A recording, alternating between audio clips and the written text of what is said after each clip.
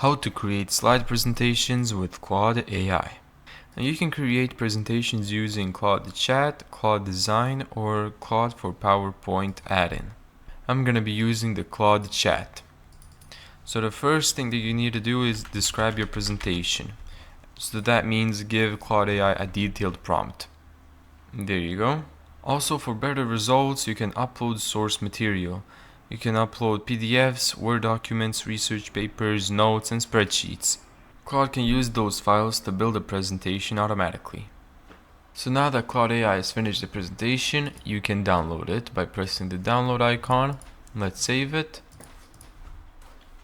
And let's open the presentation. And there you go. Thank you so much for watching this video.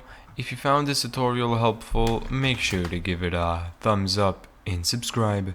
And as always, see you in the next video.